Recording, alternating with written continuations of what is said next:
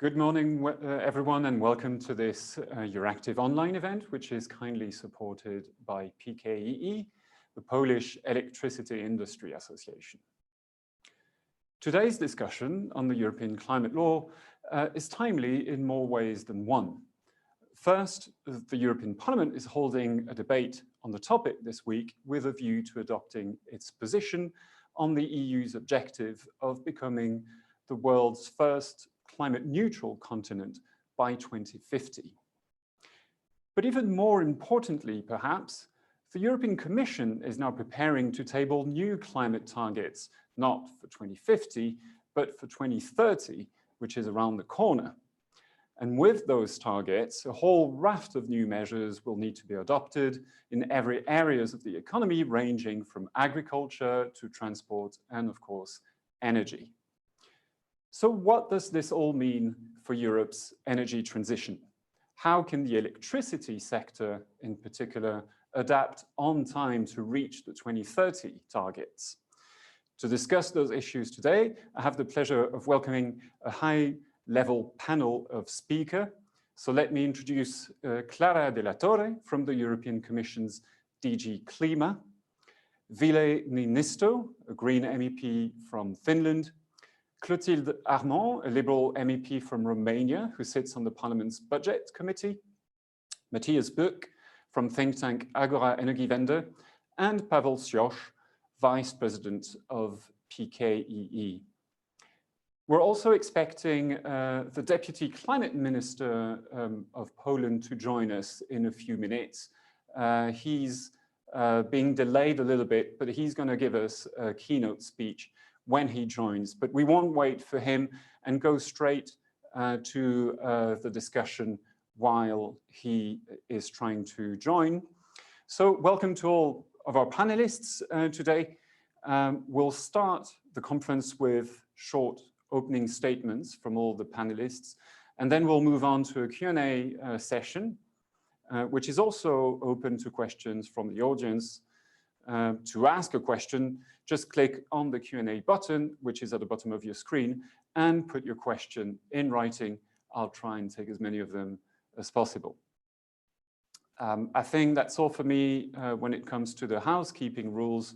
So let me pass the floor immediately now to Mrs. Della Torre. The floor is yours. Good morning, everyone. Thank you very much to Euractiv for organizing this very timely and interesting panel, and of course, for giving us the opportunity to be part of it. As you said very well, we are in a crucial moment with an ambitious program with the Green Deal that the Commission put on the table nearly 1 year ago, last December. The motto of which is Europe becoming the first climate neutral continent by 2050. The first thing what we did after presenting the Green Deal was, as promised as in the work program of this Commission, is making the proposal of the climate law to enshrine in law precisely the 2050 climate neutrality. And why was this important? It was important per se, but it was important because it would, from the very beginning, give an idea of the direction of travel, give signals to the investors, to business, on the predictability of what was going to happen, and to show in the world the European Union commitment, and to ensure as well transparency and accountability of all the ecosystem of actions, regulatory and non-regulatory, that needed to be done to reach that objective. Of course, as we have seen in the recovery package, in the meantime, the COVID arrived, and of course, the Green Deal remains the growth strategy for the Union. And even if, of course, in the short term, we need to address the terrible health consequences of this pandemic, we have to as well address the economic recovery hand in hand with the economic, social transformation that is needed for a climate neutral continent. And it's an important message that that I hope we share, and that I would like that is kept in everybody's mind, is that becoming climate neutral and growing is not only possible, but it is mutually reinforcing. We know that in Europe we have diminished emissions since 1990, and despite that, or thanks to that, probably the economy has grown by 60% in the 90s. So that's one of my messages: is we need to grow in a sustainable manner. The legislative work, as you were saying, of the climate law is ongoing. I would like to thank the members of parliament that are being so committed with these discussions. Of course, the council, and we will have, as you were saying, Simon, we will be soon presenting the Commission proposals on the reinforcement of the targets for 2030, because to reach 2050 climate neutrality, we cannot wait until there. And we know that even if we had already targets of diminishing 40% the emissions since 1990 in 2030, we have to reinforce that ambition if we want to become climate neutral. So soon the Commission will be presenting its proposals to increase the ambition from 50 to 55% as foreseen in the work plan of the Commission. And we are, of course, analyzing in detail, we're about to finish that, the potential effects in terms of economic and social consequences of such an increase of ambition. We have done that with a big public consultation. We have received more than 4,000 replies, which reassures us on the importance of for everyone of what is being done in the European Union. And a last message to start with: we are now in front of a once in a generation opportunity. There are the funds that have been allocated to the recovery after the pandemics. We have to go to become a climate neutral economy. Let us be mindful of how we are investing the resources that we have, because investments of today will be there for many years, and therefore they need to be totally in line with what we have put ourselves as an objective. That's all for starting. Thank you very much. Thank you very much, Clara. Let me turn now to Ville Niinisto. Thank you very much, and good morning from the European Parliament here in Brussels. Some of us are working remotely, but I'm personally here in Brussels today, and we hope to get things moving properly also on the climate decision making this autumn, even though we also have to address the corona crisis and the economic stagnation that has followed. Obviously, these two are also interlinked. There are some who question whether the Green Deal and climate focus should be EU top priority at this moment, but obviously we think that this is crucial to realize that we can't leave addressing the climate crisis while tackling the corona crisis. We have to do these both things at the same time. Are you hearing me? Yes. Yeah. Okay. And this is obviously a very crucial autumn also for climate decision making globally, because the Glasgow meeting, the COP, will decide next spring on how we can achieve the Paris targets, and all countries and country groups should increase their climate targets in order to be in line with the Paris commitments. So the EU this autumn will make a decision on the 2030 climate emission reduction target, increasing it. And obviously this will be a way of showing leadership also for the global negotiations. So this is very important this autumn for Europe and the climate action globally. Also, when you look at the economy, the interesting thing is I personally am both in ITRE committee and ENVI committee, and ITRE as an industrially focused committee often has been seen as more conservative when it comes to climate ambition. But even if the committee voted yesterday a position where majority of ITRE is behind at least a 55% emission reduction by 2030, and this will be enshrined in the climate law, is the opinion of ITRE. And also we want all European countries, member countries, to be carbon neutral by 2050. Obviously, this approach comes from also a lot of business moving towards the direction where they see that having proper goals and having proper tools to achieve them is actually good for economic investments and good for European jobs. And this is what we are trying to achieve. We try to create Green Deal while making sure that it's European industries and the European economy and European energy companies that have the breakthrough technologies to make the whole global economy carbon neutral. And that means that a lot of the funding from the Recovery Fund has to be focused also now on climate investments. And I think countries like Poland, who are emerging economically in a longer term, have a lot of investment focus, obviously have a good chance of getting a lot of investments into renewables and the energy grids, electrification. And I think this is a good chance for these utilities in these kind of countries to also get you know, more also economic viability while addressing the climate emissions.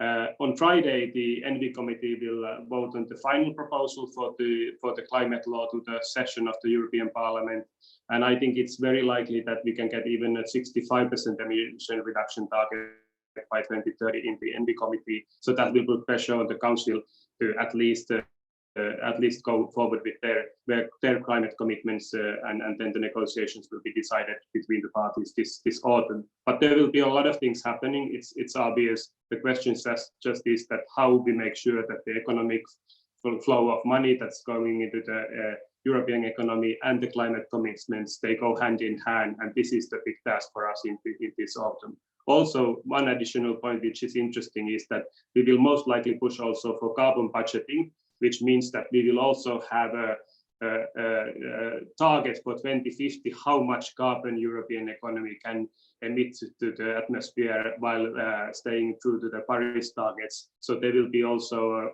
some kind of a baseline for emission reductions after 2030. So this carbon budget will lead businesses to be more, they can predict the norms and cost of carbon emissions more easily when they know what the budget is available for emissions in the coming decades. Thank you. Thank you very much, Ville Niinisto. I'm being told now that the Deputy Climate Minister of Poland has joined us, so I will give him the floor immediately for the keynote. Sir, the floor is yours.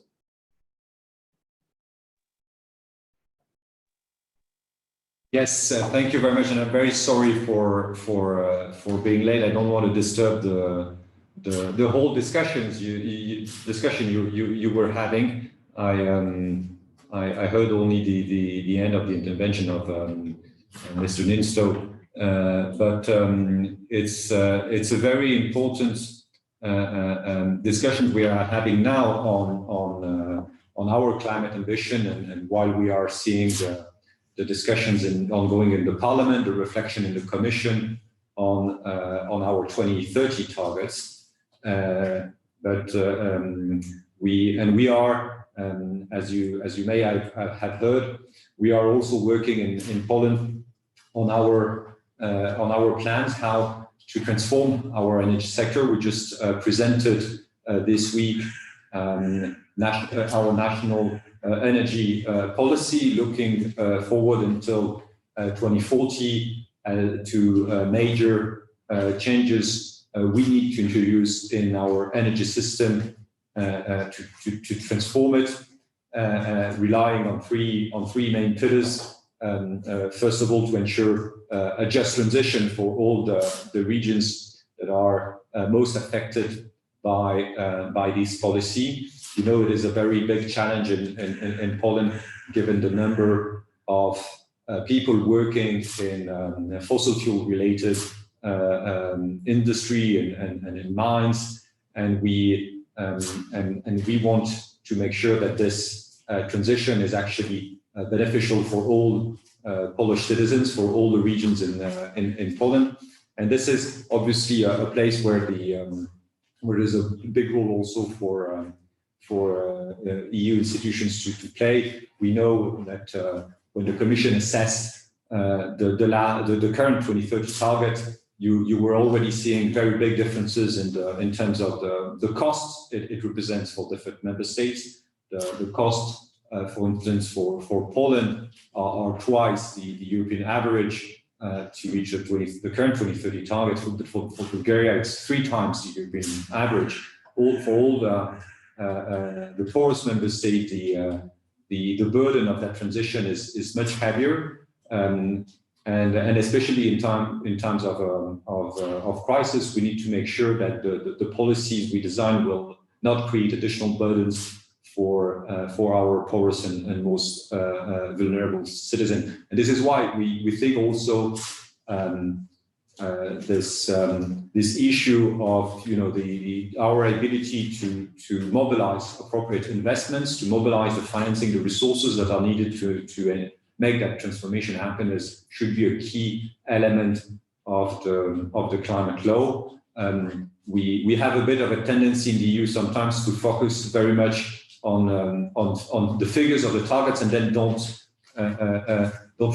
not really discussing and not really thinking of how are we going to be implementing those targets. And we think this would be really a shame, because if we don't do that, it will remain only on paper, and it will be very difficult for our countries to make that transformation happen. Obviously, there is also a very significant role for our leaders to give the main indications of these measures, these steps that we will need to take in the future to reach those targets. And I talked about financing, but that's not the only measures we need to take at European level. We will need to take measures in different sectors to accompany and to enable that transition by, for instance, introducing standards, things like that. And there is here, we think, also a role for the discussion at European level is important to make sure that we all have a common vision of where we want to go and how we want to reach these targets. It will be obviously very important to look also at how we can improve the functioning of the ETS, and we'll be putting forward ideas also around that, but to make sure that the ETS system is also enabling the investments where they are needed, where they can have the biggest impact for emission reductions, and where they are also most needed in terms of the ability of that specific sector or that specific area to bear the cost of this transformation. And finally, just to underline once more, we are committed also as Poland to join our forces in that collective exercise and ambition to reach a climate neutral EU by 2050. And we think that this will be possible if we have a clear plan how to get us there, including specific measures for making sure that the most vulnerable of our citizens are not affected by additional costs and expenses associated with that transition, but making sure that we are actually helping them to move forwards a cleaner energy and climate neutrality for the whole economy. Thank you. Minister, I understand you're not going to be able to stay with us for the rest of the panel discussion, so maybe let me put one or two questions before you leave. First of all, there's been announcements, you said this week, about new objectives for Poland. Can you explain also what will be the implications for the energy sector? Because I understand there's an overhaul which is underway there with potential mergers between different companies which are owned by the government. So maybe you can say a few words about that, what is in the pipeline there.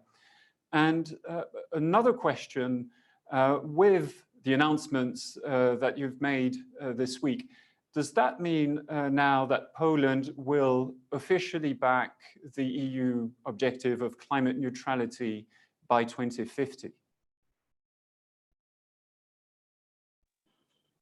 So it is our sister ministry, the Ministry of Foreign Assets, that is looking at the say the corporate structure of these of the state-owned, at least energy companies. But we are looking more in this energy policy at the sector as a whole, not precluding what is the role of any particular company, but more at what needs to happen in the sector itself and in the Polish economy at large to enable that transition. Our aim is really to build a new energy system. Today, more than 70% of our blocks have are more than 30 years old. So we need to invest, and we want to invest in a system that can provide us stable supply at reasonable prices of zero-emission energy. And we think that the system can rely on nuclear energy for the base and a strong increase of renewables, mostly offshore wind and photovoltaics, where we see a huge potential, 8 to 11 gigawatts for offshore wind by 2040, and from 10 to 16 even for photovoltaics by the same time. But obviously, these investments will take some time.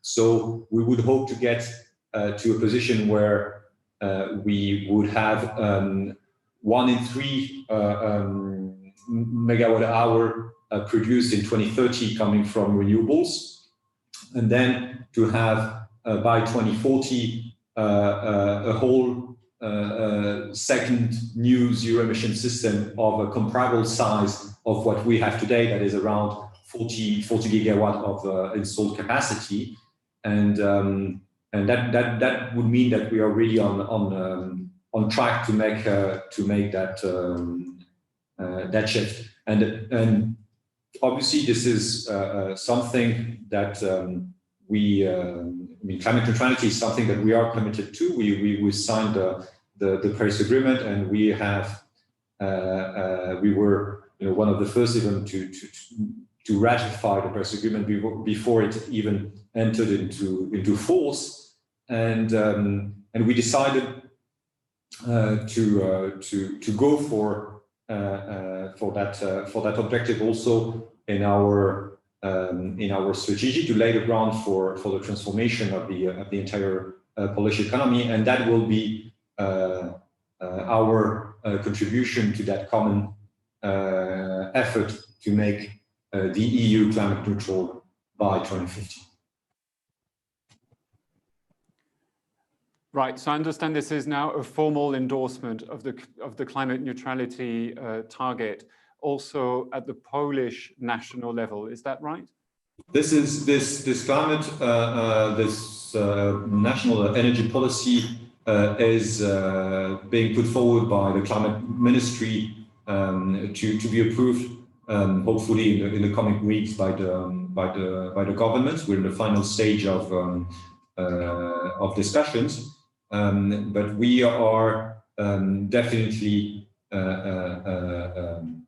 decided to make this transformation in Poland possible, and to make that transformation contribute to the EU goal of becoming climate neutral as a whole by 2050.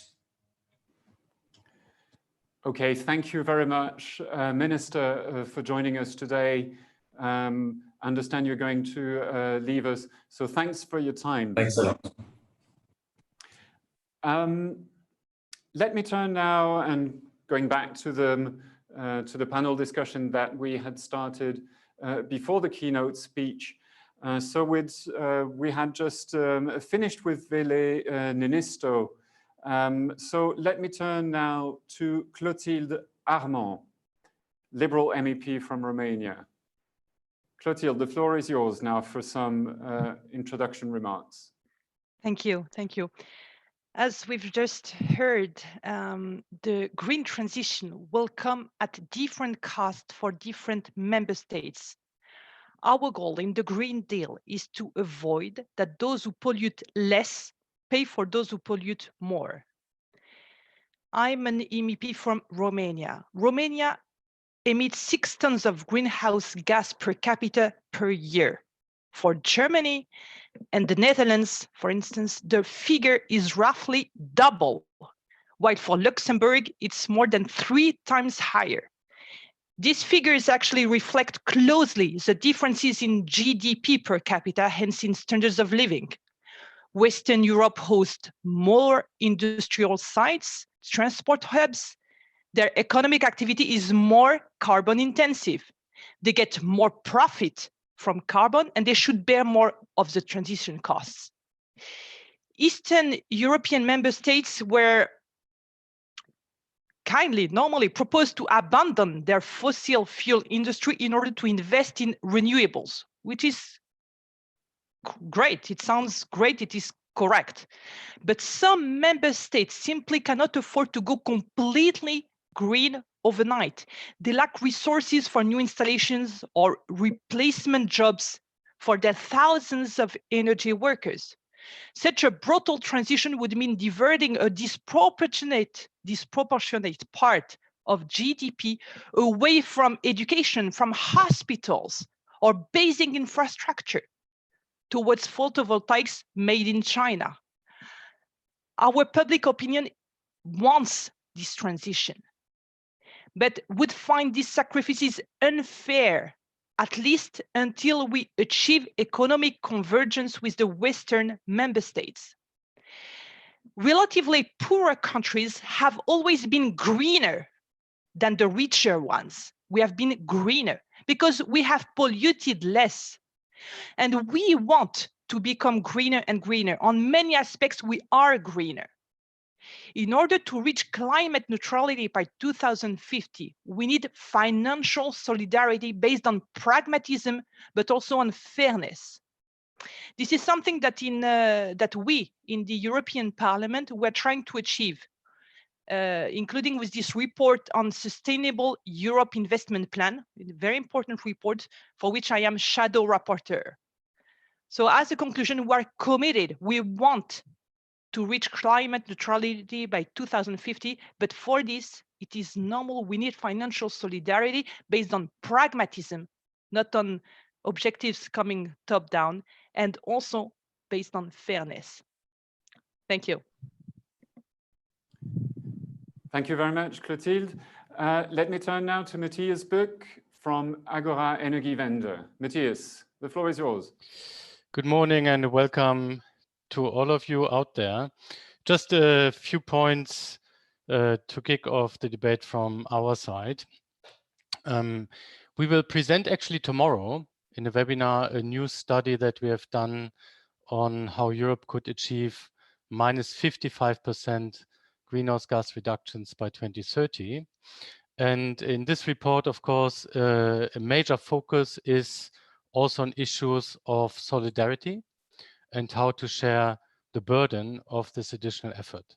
And indeed, one of our suggestions in this debate is to, particularly in the effort sharing sectors, take a more serious look at new solidarity mechanisms for sharing the additional burden. Why? Also because, and there I would take issue a bit with the previous speaker, given where we are today and the sharing of the emission reduction efforts in the non-ETS sectors, it is important in order to enter a credible pathway to climate neutrality by 2050, that also member states with lower GDP per capita are taking an additional effort and are accelerating significantly over the next years. But of course, this is, as the previous speaker said, also contingent on more dedicated support for that effort. Now, however you look at climate neutrality and accelerating climate ambition by 2030, it is obvious that Europe will see a faster phasing out of coal. So we're discussing a coal phase out across the European continent towards 2030. We will publish a study next week in which we're looking at what we call the lignite triangle.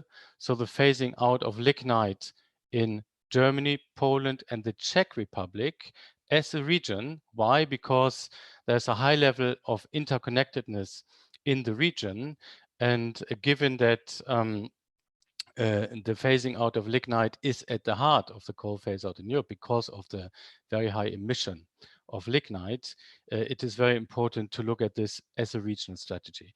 Now, let me just pull out a few messages from this research that we will publish next week and also present in the webinar. The first, of course, is technically this is feasible. It is feasible to phase out lignite by 2032 in what we call the lignite triangle. The second important message is it will not cost more. It will not cost more for wholesale electricity prices as well as for power system costs. It will not cost more to accelerate the lignite phase out and to phase out by 2032. And it will also and I think this is an important debate also in Poland, but also in other countries, it will not increase import dependency, but actually decrease electricity import dependency in the countries. Why? Because we see the phasing out of coal essentially being replaced by renewables. There is a role of gas in order to ensure power system adequacy, but there is a need for a debate how much gas and which types of gas do we actually need in order to ensure power system adequacy. We do not, I think I need to say this, we do not foresee a role for new nuclear in the region. Why? Because of the very high costs compared to alternative investments in renewables, and this cost delta will only increase over the next decade. And secondly, because of the technical uncertainty by when new nuclear would actually be in operation and the need to replace the lignite that is being phased out by other alternatives that secure electricity security of supply. Now, in order to get there, and I think this is important when we're discussing increased climate ambition, we're discussing increasing prices in the emissions trading system, so more economic pressure on particularly coal to leave the system sooner. This will not work, and I think Ms. Armand said this, unless there is a political management of the transition that takes regions and citizens in the region through the transition. So it is really critical to plan ahead. There's a lot of planning that needs to be done by the regions and the member states in the next month, actually. Why? Because transition planning is critical also to be able to access all the EU funding that will become available with the new European budget that starts in January next year. And this, above all, the Just Transition Fund, but also very significantly some of the funding from the Recovery and Resilience Fund, which is much, much larger in absolute numbers than the Just Transition Fund that is being debated by Parliament and Council. So I leave it here. Thank you. Thank you, Matthias, for this detailed introduction. Let me turn now to the final panelist, Pavel Siosz from PKE. Go ahead, the floor is yours.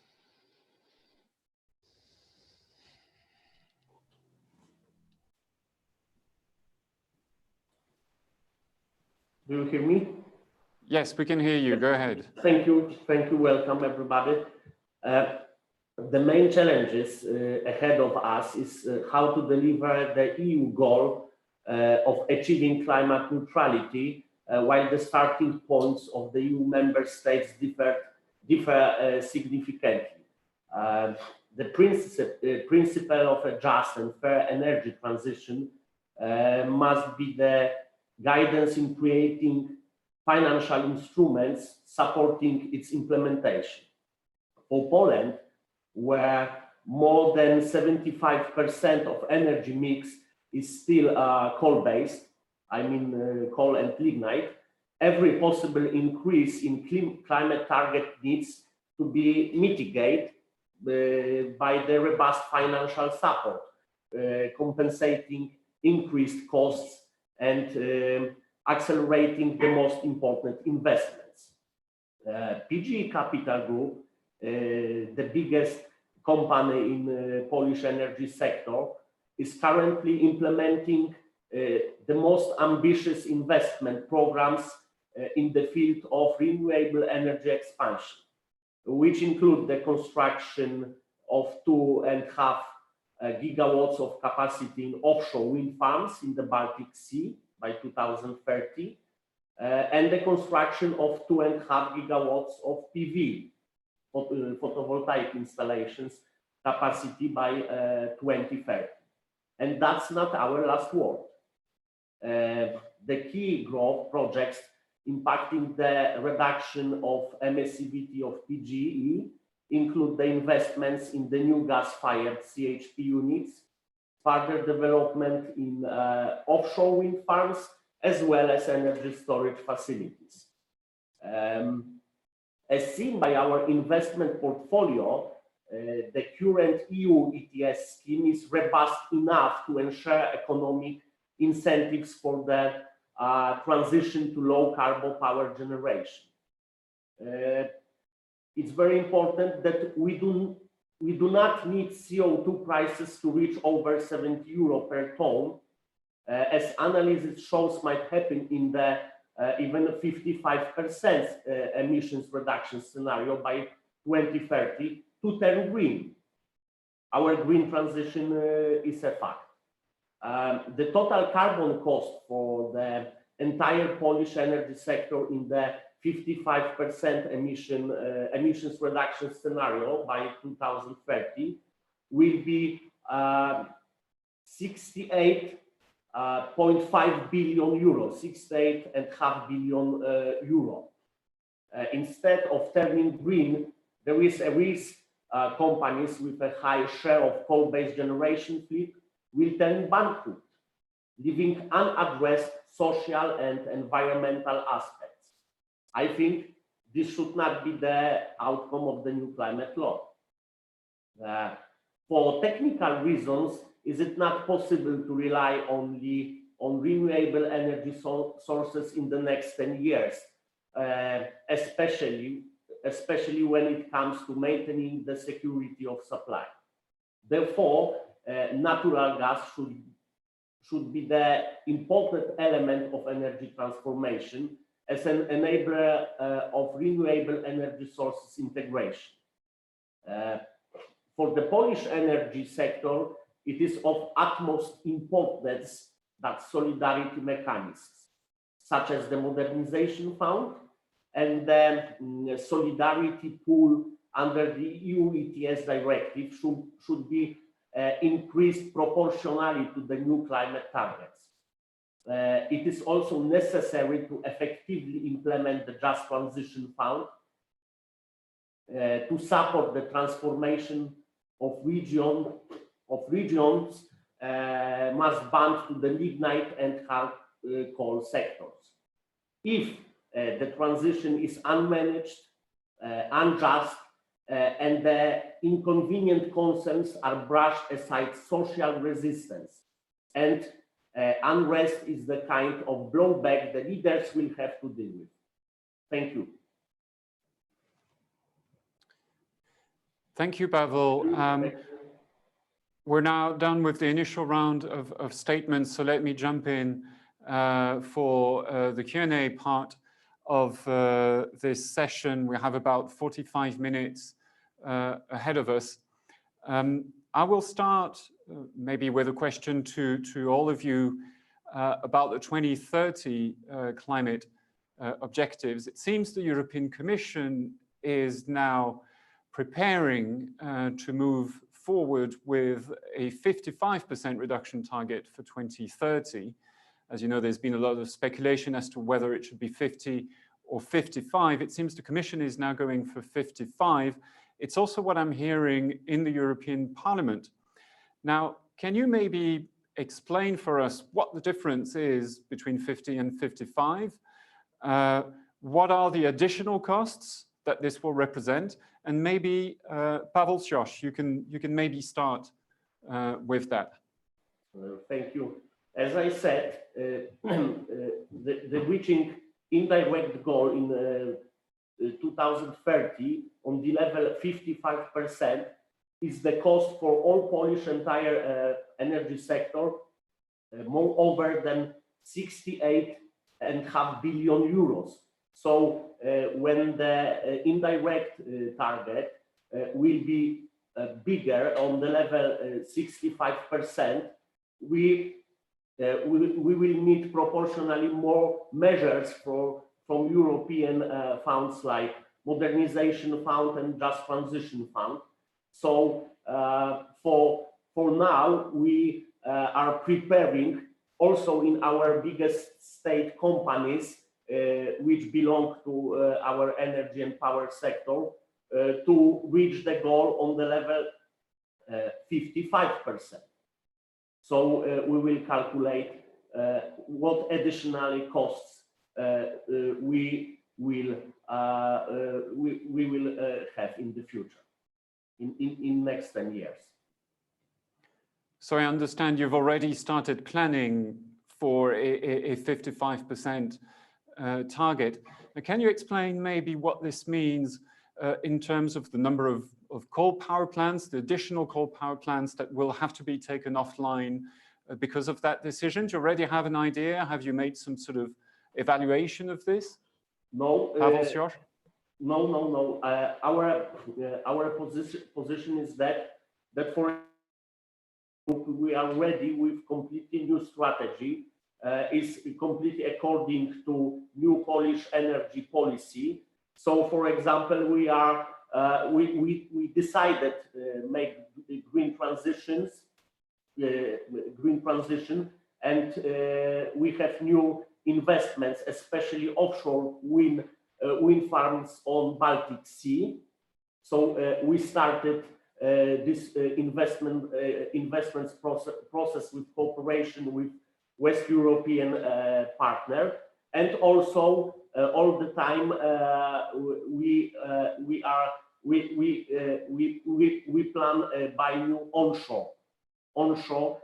So in 2030, we as all Polish energy sector should have all offshore wind energy with 5.9 gigawatts of new capacity, onshore 10 gigawatts of new capacity, and photovoltaics next 7 gigawatts. So those are concrete investments. So our participation in RES in energy mix for all Polish energy sector should be on the level 23%, more than 23%. Thank you very much, Pavel Sjoš, for those extra details. Let me turn now to Clara de la Torre. Maybe I understand that obviously you can't make official statements at this stage because the 2030 proposal is not yet on the table. But I mean, as we've heard just now, the level of investment that is required for a country like Poland to increase its climate objectives for 2030, that amount is absolutely enormous. how does the impact assessment of the European Commission, how do you think the impact assessment will reflect this? Thank you. Indeed, we are finalizing the communication. So the college has not adopted the communication yet. So there are still discussions and also on the figures, because calculating all these figures in terms of cost and benefits is not that easy. But I would like, if you allow me, that we think indeed we have there needs to be huge investments in greener technologies, which, by the way, Europe is very much in the lead on many of these technologies, and this is why we have the Innovation Fund, which is going to help to deploy these technologies. That's something we should not forget. But let me draw your attention to one thing. Yes, we have huge costs of investments, but have we thought, and you will see that in our impact assessment, of the costs of doing nothing? Have we realized in terms of health, in terms of biodiversity, in terms of for example, when we see what the permafrost is throwing, the horrible effects that is going to have, and that is having already, and the cost that this bears, the cost of doing nothing is much higher than the cost of going climate neutral. And let us think also of the benefits. We will have plenty of benefits. We have better health. We have lower energy bills, because for the time being, renewable energies is the lowest, has the lowest price in the energy mix. We'll also have the possibility of having reskilling workers, and we'll have. I'll come back to that in a second, because it's not that easy. But we are, for example, training huge amount of engineers in Europe, which afterwards do not have a job with high added value. If we make this social and economic transformation, all this workforce that is being trained with public money in many cases will be deployed for a much better purpose. So let us certainly, huge costs, but there are also huge benefits in taking that journey. Thank you, Clara. Let me maybe follow up with a different way, maybe, of phrasing the same question. I mean, we've heard about the amounts that need to be invested in a country like Poland, and it's a bit of an extreme case, obviously, because there is so much coal in Poland that needs to be replaced, and it needs to be replaced fast for climate purposes, and that requires heavy investments. Now, we know there are plenty of different initiatives that have been taken at the European level to try and make sure there is enough money actually on the table. Has the Commission made, or is it planning to make, some sort of adequacy or balance assessment between what's required in some countries, for example, Poland, and what's available through the different ways of financing this at the European level or with private sector funding? Has this kind of analysis been made? Yes, this kind of analysis is made, not to the full detail, as you can well understand, but you have seen that it's not new. Since always, the European policies and in particular the funding initiatives do always have you always keep in mind this solidarity. I like what Mrs. Armand said, pragmatism and solidarity aspects in the funding. This is why we have a Just Transition Fund. This is why we have a modernization fund for the 10 poorer countries in Europe. This is why we have the structural funds, which are dedicated precisely to those regions that are more in need. So I think if one thing the Commission cannot be accused is of not thinking of the difference in starting point, and we acknowledge that difficulty. The social fund is also has to help, because I understand that it's easy to say, yes, we will create many high added value jobs.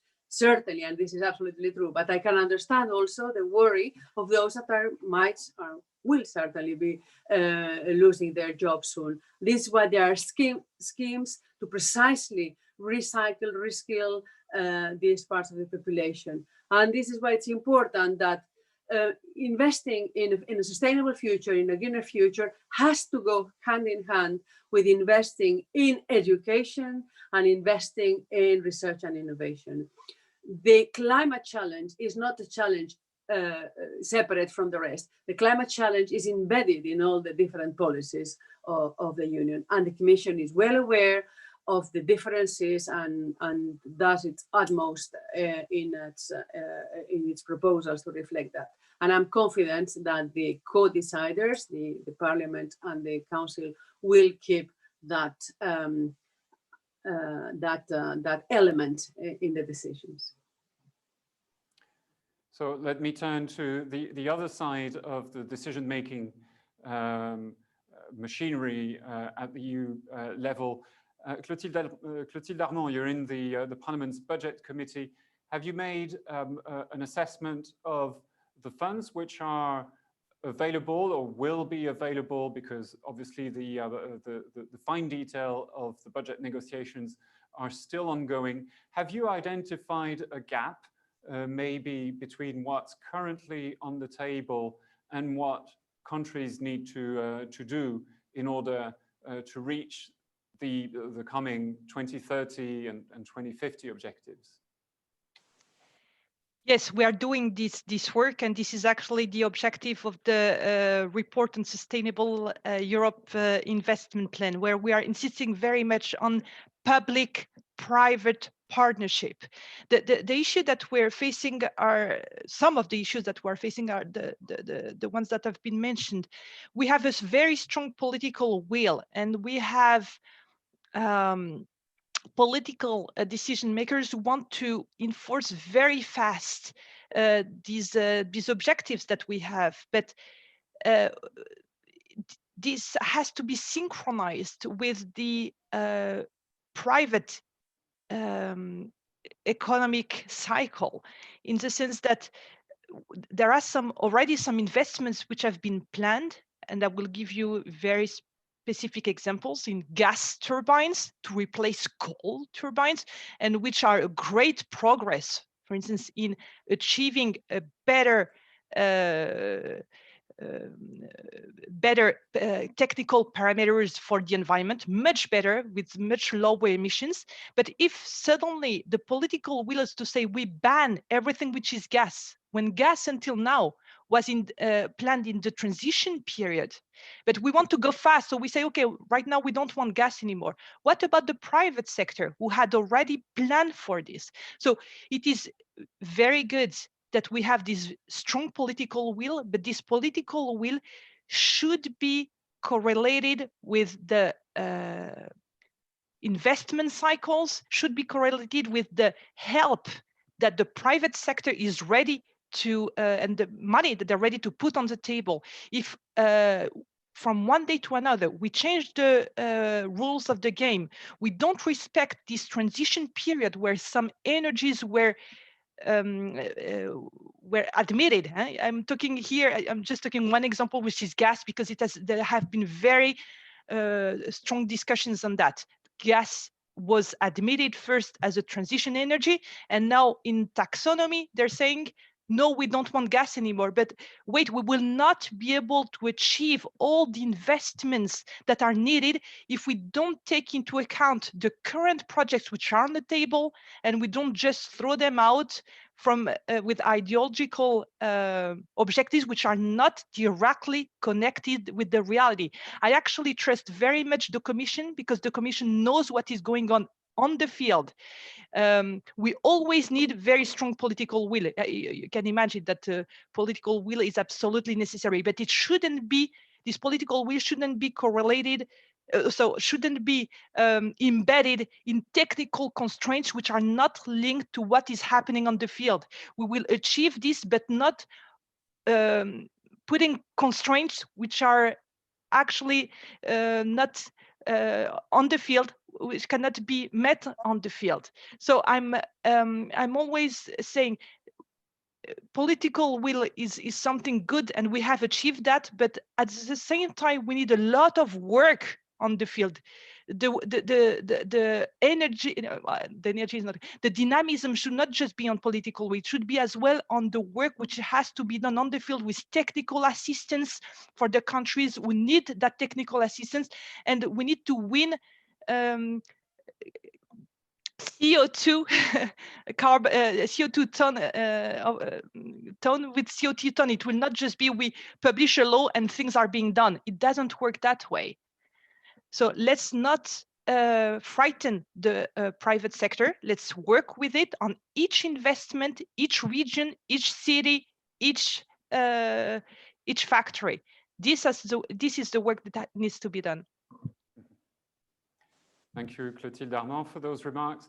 Maybe I will turn to Vilene Nisto for a reaction on this. I mean, if the European Union indeed now moves forward with a 55% climate objective for 2030, that means a pretty steep reduction, which is needed very soon. And does that maybe mean that the Greens need to be a little bit more pragmatic when it comes to gas, especially when there are so much investments which are now being planned? Vilene Nisto, what is your view on this? Well, I would like to think about this strategically in line with our long-term goals, that is carbon neutrality by 2050 and Paris targets. And I've worked a lot with business in the past, and in a country like Finland, the business world expects us to have a 55% target by 2030 and a good carbon budgeting to all emissions after that, precisely because they want to invest reliably into technologies that they will know what the policies will be in place in the coming decades. And the problem with gas is precisely the question that we will, if we allow now European money to go into gas investments, that will be stranded asset, that will be a lock-in level of emissions, where it will become hugely expensive to get down emissions after these investments have been made. And we made a similar mistake in Finland 10 years ago with peat. Everybody, even in Finland nowadays, knows that peat has emissions that are in level with coal, and we have to get rid of peat. But politically, 10 years ago, when I, as a Minister of the Environment, was pushing for no more peat investment in Finland, because this will be against the interest of the industries and those jobs. If we invest now, we will 10 years from now, those factories or those energy factories will be too expensive in the ETS system in Europe with emission reductions to continue. So that investment will become very expensive. And this is precisely what has happened now in Finland.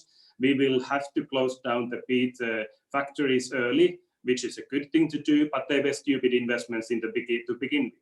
So if you think about this economically, and in the long term, and from the viewpoint of how we can create the maximum amount of European competitiveness and jobs to Eastern Europe, to Western Europe, to Northern Europe, we should invest in technologies that are world leaders, where we actually can have export markets, where we can actually create European independence.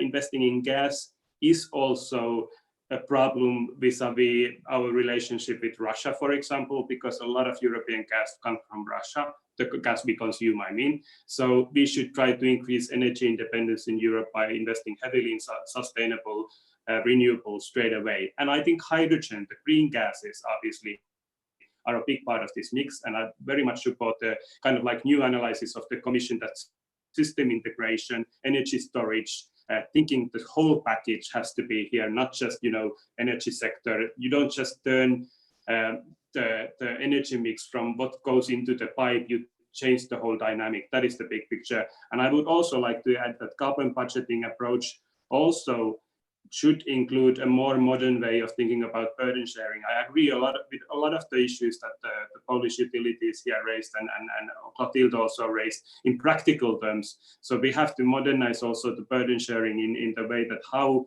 productive investments can be made all around Europe. And we have to think about methane leakages and also methane emissions from agriculture. So we can ease the burden on the energy sector by looking at emission reductions also outside the field of energy. And agriculture sector is one of the areas where actually it's quite with low cost investment we can address emissions. Thank you, Velin and Isto. Let me turn to Matthias Berg maybe now for some views on gas as a transition fuel.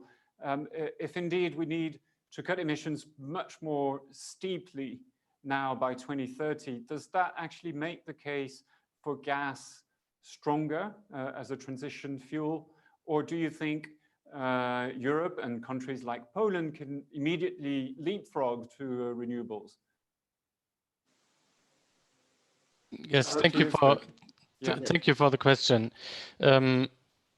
So particularly on gas, in our analysis on the coal phase out, it is in economic modeling and security of supply modeling shows that coal will predominantly be replaced by renewables, simply because of costs and the availability of this as a domestic resource. So predominantly it will be replaced by renewables.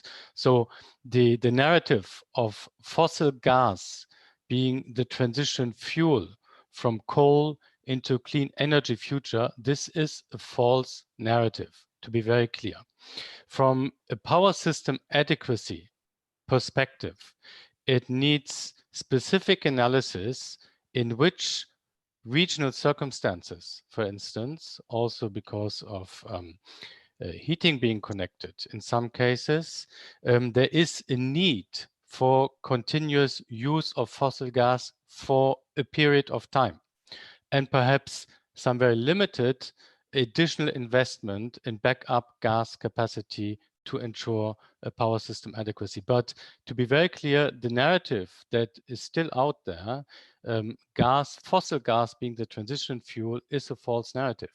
We are moving directly from coal to clean investments, and any investment in gas and gas infrastructure needs to be mindful of the need to become non-fossil gas in the future, as Mr. Ninisto was saying. So the possibility to convert to green gases needs to become part of that debate. And in that context, just if you allow, Simon, one word on the budget discussion. And this goes also for gas. To me, it is important to make a clear difference about what do we use public funding for. Do we now, in a situation where the clean energy transition across the board demands massive investments into the really clean technologies, in that situation, take public money to invest into another fossil technology, gas, that is not the transition really to the clean energy future? I think this is the debate. So I'm not taking issue with, there could be a role for also fossil gas in some cases in the power system to ensure security of supply. But the question is, would you need EU funding in order to finance those investments? There's a lot of flexibility in the EU regulatory framework to establish what we call, for instance, capacity mechanisms that would be using gas-fired capacity and be financed under EU law, but not directly from taxpayer funding, because there is a massive investment challenge. And now on the positive side, and that's my last sentence here, looking at the budget under negotiation, where we have been critical as Agora is that the stringency of the earmarking of the massive budget that's being negotiated for green purposes, it's not very stringent.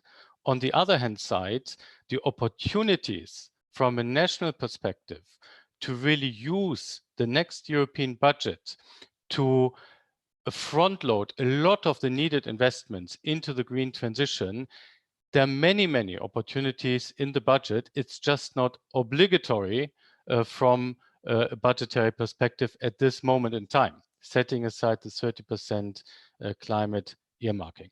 So in that sense, again, I think countries like Poland, countries like Romania have a massive opportunity to do the planning, identify the investment needs they do have for the clean transition, and make use to the maximum extent of the next European budget for that transitional purposes. Thank you.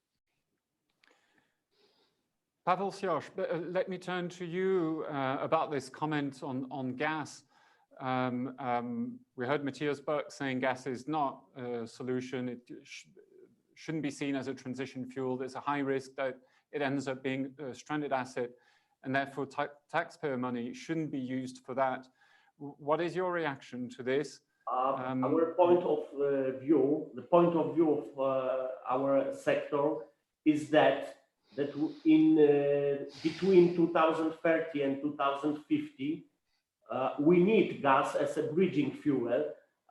Please remember, don't forget about CHP technologies. Apart from producing electricity, we have also second pillar as a heating. We have winters, the same like in Germany or in Finland. So we are looking for gas as an enabler of renewable energy sources integration. We cannot make green investments like onshore and especially offshore on Baltic Sea in competitive procedures in very short time. For example, in 2 years, we need more time. So from this reason, we need gas as a bridging fuel to zero neutrality in 2050. That's the reason. Let me add one more thing to first question, because the increasing indirect goal from in 2030 from 55% to 65% of reduction is for our energy and power sector minimum additionally 40 billion euros. So of course we see measures and many possibilities of financing in many European funds.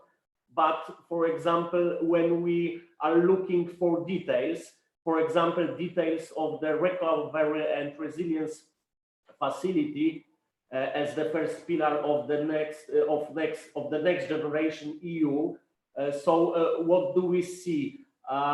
We see very strict short-term timeline of the proposed measure. For example, legal commitment before the end of 2023 and payments before the end of 2026.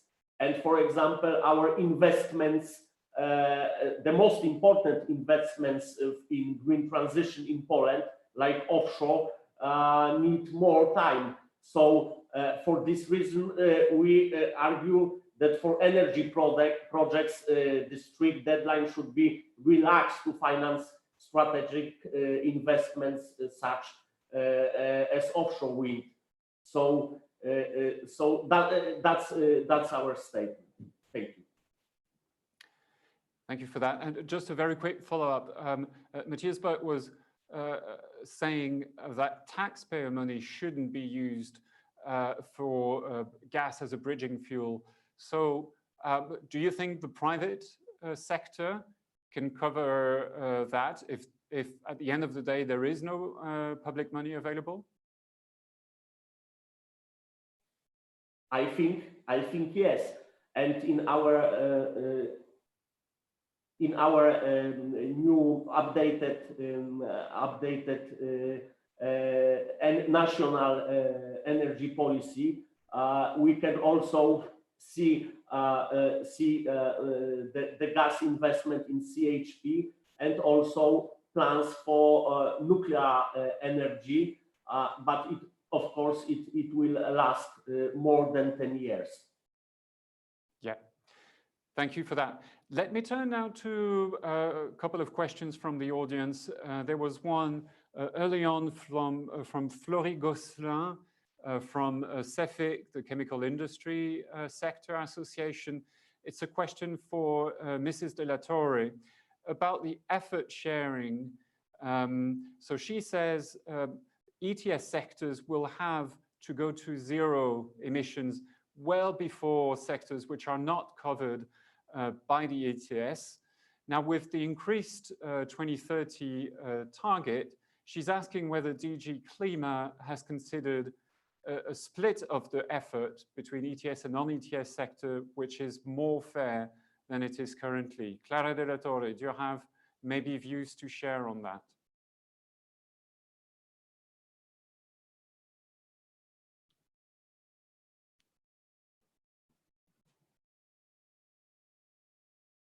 Oh, Clara, you need to unmute yourself. Oh, yes, sorry. So I was saying that this is... Go ahead, we can hear you, yes. Thank you. I was saying this is a very important question, and we're still discussing about that. As you know, we are it's foreseen in the program of the Commission. We are widening the scope of ETS, certainly to maritime and buildings, and we are working also for road transport. So I would say that from the outset, it's not because we are broadening the scope of ETS that we necessarily have to change the scope of or the shape of the ESR.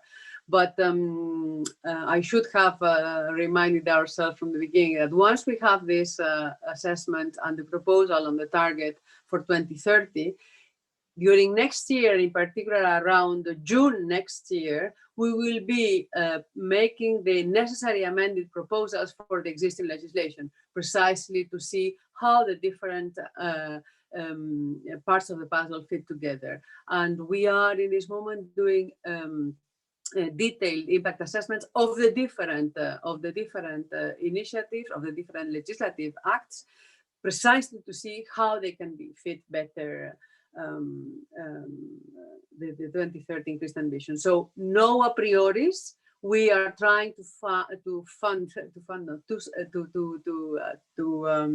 embed, I cannot find the word, c'est pas grave, fonder our future proposals on as much as objective data and analysis as possible.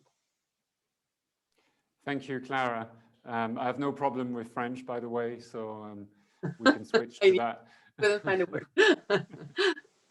Maybe I was just going through the questions coming through the Q&A, quite a few, obviously about coal and what Poland is planning to do. So I guess this would be a question for you, Pavel.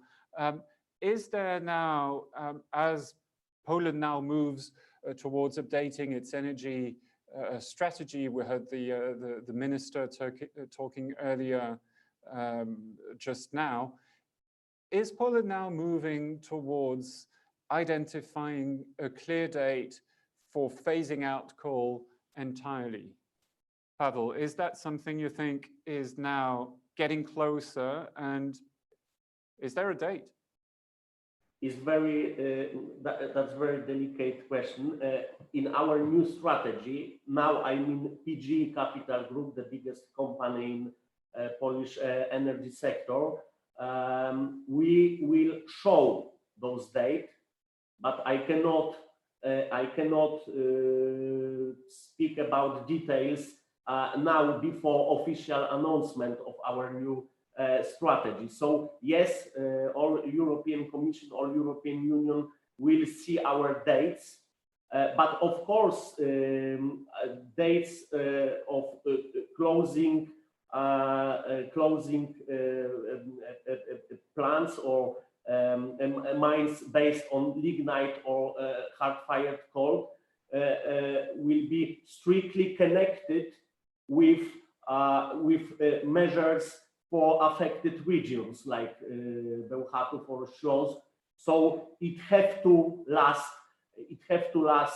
years, because it's impossible to close close mines, for example, in 2-3 years. It's very similar way to German Energiewende. We are analyzing all details German way, but of course Polish situation is a little bit different because we have completely different starting point because of framework of structure of our energy mix. 75% traditional fossil fuel in energy mix of Polish energy sector. But for example, in energy mix of PG Capital Group, it's more over than 90% because for now, our energy mix still is based on lignite. So we make a green transition also from economical reasons, from increasing prices of CO2 permits and very hard or maybe in closing future impossibility getting financing for investments which are concerning lignite and coal. Thank you, Pavel. We have just 10 minutes ahead of us now. Let me introduce a subject we haven't dealt with already, which is the recovery plan and the budget deal that was agreed just before the summer. I think some of the speakers alluded to that. There's going to be 30% of a pretty large pot of money which will be made available for climate-friendly investments. As you know, there's discussions now taking place at the member state level, for them to submit national plans for how this money will be used. So how prescriptive do you think the Commission needs to be when approving those plans? And of course, the member states will discuss this as well between themselves. Potentially, they will have a right of veto. So how prescriptive do you think the EU as a whole needs to be with those national plans? Clara de la Torre, maybe you can explain a bit what the Commission's approach is on this. We are, you know that we have the European semester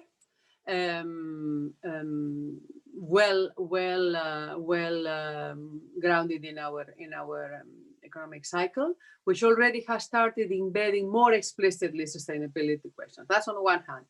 We have also the national economic and energy and climate plans that are being finally evaluated now, the final evaluation of the final dose. So now we are the third component. So the first thing that we need to make sure, all of us, is that these three strands, I'm sure there are others, but at least these three strands are coherent. So that's the first thing. The second thing is that we know that one of the principles is that there is, and these have to be coherent, and of course these will be differently articulated in the different countries for the reasons we've been discussing some minutes ago. That's one thing. The second is that we are trying to get trying to be as knowledgeable as possible in the different member states, precisely when we will provide some guidance. I can't tell you exactly to which detail we'll be going, but this is also under discussion. But what is clear is that the main foundations of this program have to come from the member states. They know best how the situation is. They know best how the different actors, as Ms. Arma was saying, they need to know how each factory works, how each. And we have to be mindful from the Commission side, from the European Union institutions, rather, I would say, that whatever investments are done are in line with the Paris Agreement, are in line with the different policy objectives. So I suppose we will be midway. I would expect that, personally, I would expect that very concrete plans will come already, very concrete ideas will come already from the member states themselves. Thank you, and Clara. We are ready to help in whatever way we can, that's for sure. Yep. Thank you, Clara. Maybe Matthias Buch, you can say a few words on that. How prescriptive do you think the EU needs to be when approving those national plans? Yes, thank you. I do believe, of course, as Mr. Latorre said, that the responsibility for developing good plans is with the member states. It's very clear. It is nothing that you can dictate from Brussels and nothing that should be dictated from Brussels. But I think there's a responsibility, particularly for the Commission, as being responsible for our long-term trajectory, which is climate neutrality by 2050, to put out some clear guidance on clearly what would be beneficial. So what is really green? Perhaps underpin it with best practices. There are many, many interesting transition stories on the European continent that could be articulated and brought to the attention of those currently involved in the planning. But also on the other hand side, what is clearly inconsistent with long-term climate neutrality. So I would say a clear green priority list and a clear exclusion list would be very helpful for the member states to then work in that space and then see and identify the best priorities from their perspective on how to make use of this massive funding that is out there. Yeah, thank you. Thank you, Matthias. Viliinisto, maybe a word from you on the recovery plans and the level of freedom and leeway you think should be left to the member states. What is your view on that, very briefly? Yeah, I think it's obvious that when we put European money, stimulus money into the recovery, it has to be put into productive use. And I think the scientific and expert analysis is that climate investments, long-term investments, are very productive and smart ways of creating jobs for Europe. So when we speak about cost of the transition, we have to remember that these investments are not solely costs, they are also about increasing competitiveness and creating jobs. So I think the climate conditionalities have to be very clear, but obviously also take into account the national history where you come from. And I actually have a long cooperation history with Poland. When I was Minister of the Environment, I discussed a lot with my colleague Marcin Korolec in Poland at that time. And for example, district heating that Poland does have quite a lot. In Finland, we face a future now that 5 years from now, our main utilities in district heating will be carbon neutral. That has meant a lot of heavy investments in using industrial waste heat, using undercover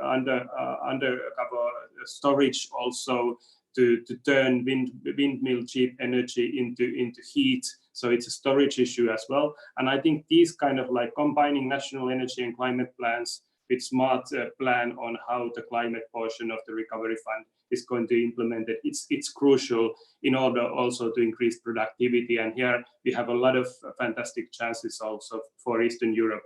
So I think it's in their interest that we demand a lot, but we also take into consideration what are the national consequences. Mm-hmm. Clotilde Darmon, maybe a few words from you now about how prescriptive do you think the EU needs to be with the member states when it comes to the plans that will be submitted in the coming months?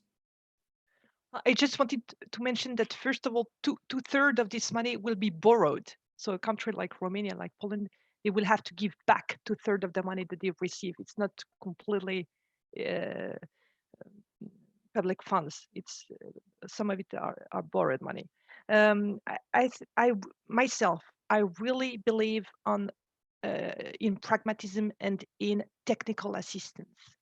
We need more technical assistance from states which have managed their green transition to other states and generally across Europe. We will win in coherence, we will win in convergence, we will win in efficiency, because in the parliament, I see that each MEP knows very well the situation of his own state and is believing in some of those prescriptions, but with his own experience, without knowing the reality, the field, the reality on the field in other states. We really need to be one continent to understand the issues, and to our decisions and those prescriptions that you're talking about, they shouldn't be based on ideology. They should be based on knowing, on the knowledge of what is really on the field. And for this technical assistance that I'm always promoting is a way to achieve this. So yes, we need some help. Yes, we need Europe to understand the reality of each state and to put some constraints, but not based on ideology, based on the knowledge of what the real situation on the field is for each population, each person in Europe. Okay, thank you very much, Clotilde. I think we're reaching now the end of this conference. I will ask each one of you, maybe very briefly in 30 seconds or 1 minute, explain, what your main message would be, your main takeaway from this conference, as we now move on to a new phase, a new political phase, where new targets are going to be approved for 2030. Clara de la Torre, maybe we can start with you. Thank you. Listen, I would say that we are undergoing a horrible social and economic crisis. We will only succeed. I'm sure we will succeed, but for that, we need to stay united and mindful of where we want to go. And yes, address the very short-term problems, but keep in mind our direction of travel and take the decisions based on knowledge, on science, on facts, keeping in mind where we want to go. And I'm sure in that way we will succeed. Thank you. Thank you, Clara. Villa Ernesto, very briefly, as we move on to this next phase of policymaking, quick thoughts from your side. I think the key challenge is to have ambitious goals that actually create jobs and productivity, and we keep the business world and the member states involved in how we can get the best out of this investment together. There is going to be huge investment in the field of energy. We just have to make the best use of it for all of Europe. Thank you, Clotilde Armand. A few thoughts maybe from you to conclude. Yeah, we really believe in this green transition. We all want it, and even more the countries who have been less polluting than others. But we need this financial solidarity based on pragmatism, and we will achieve this by knowing each other much better. Thank you. Matthias Böck, your turn now. Thank you. We do need a clear linking of the EU budget discussion to the EU debate on raising ambition. And to make it practical, we would suggest that we do have what we call flagship project commitments as part of the budget deal making to really advance the green transition in the different sectors, be it the European coal phase out, being the faster pickup of electric mobility in Europe, or what Timmermans in particular is pushing, the renovation wave, to help accelerate significantly efficiency of the building stock. So linking the budget to the raising ambition debate, to me, is crucial at this point in time, in a very serious manner. Thank you. And now I'm turning to Pavel Siosz from PKE for a quick concluding thoughts as we move on to this next big stage of policy making at the European level. As a Polish sector, we also believe in green transition and zero neutrality in 2050, but we have a big challenge. So we are expecting help by dedicated measures from European Fund, which are correlated with our challenges, with our transformations, and with our different starting point. Thank you. Right, thank you very much, Pavel. Thanks to PKE for supporting this event. Thanks to all of you who have joined online. Thanks to our panelists. For sure, we'll have plenty more of these sessions coming up in the coming months. dealing with the issue of climate neutrality and the 2030 targets. For sure, we'll be covering that on Euractiv as part of our regular news coverage. So stay with us and tune in for the next session. Thank you very much and have a good day. Thank you very much. Thank you. Thank you for that. Goodbye. Thank you. Bye-bye. Thank you for this discussion. Thank you. Thank you.